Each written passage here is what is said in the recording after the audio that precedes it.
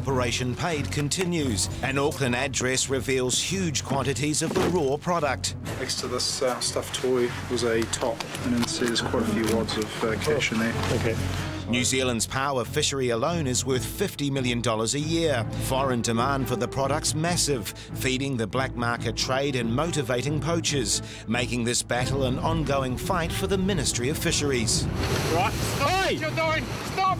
Stop there, fellas. You're under arrest. Over the last 2 weeks on Coastwatch, fishery officers have been executing the final phase of Operation Paid at 4 key locations around New Zealand's North Island. Open the door, mate. Good morning, good morning. My name's Mark and I'm a fisheries officer. Yes. Okay, I need to talk with you, all right? Yeah. Almost as soon as the search starts, the team locates an enormous cache of frozen shucked paua in the garage. No attempt has been made to hide it. Highly likely it's probably going to be paua, full of paua. This one in here appears to be full of paua as well. So we'll just let the exhibits officer know. See this here? Obviously this is the paua, it's the frosted, and they're cooking it up. Another 2 lots in there. There's another couple of bags here. Same, exactly the same as we found up in here. And it looks like they're defrosting it for cooking up at a later time. Okay. The suspect's immediately taken down to the police station, along with other members of his family. As officers comb the house bedroom by bedroom, they begin to get a true understanding of the scale of the operation. And as the search continues in the house, Justin starts work on the freezer in the garage. Reasonable quantities in here. This is all, you can see that, pretty much sort of 8 kilo blocks, just wild stock paua that's been illegally taken from our coastline. So we're just seizing all that and putting it in the truck.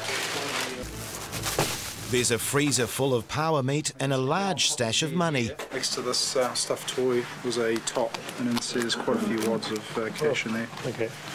Let's take a photo of it and... In situ.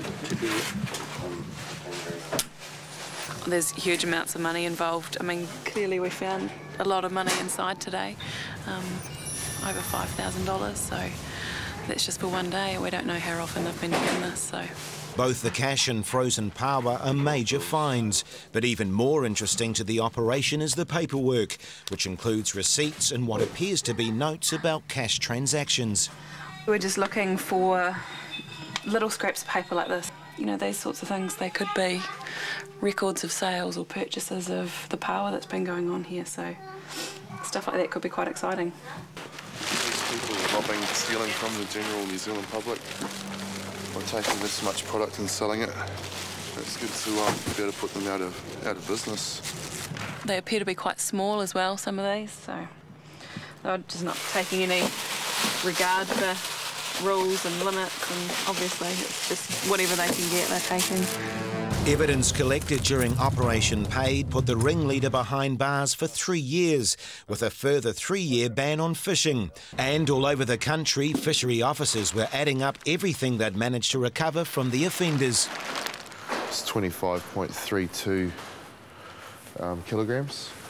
So it's, yeah, roughly about 2 grams worth of paua just sitting on the scales right there. That's been ripped off from the resource and taken illegally. Out and out theft. The work of the Undercover Special Duties Fishery Officer has been a major success, and Operation Paid has really paid off. Over the 9-month period he spent undercover, the Special Duties Fishery Officer traded 9.4 tonnes of paua, with a commercial value of more than $1.3 million, and anything associated with the trade has been seized. Over the 3 days, there was a total of 63 people arrested. There were 34 vehicles seized, about $130,000 worth of vehicles. Half a tonne of paua was recovered. The loss of their equipment was a serious blow to the black market in Paua, but worse was to come when the poachers faced the courts. A significant number of the higher-end players in the network received lengthy terms of imprisonment.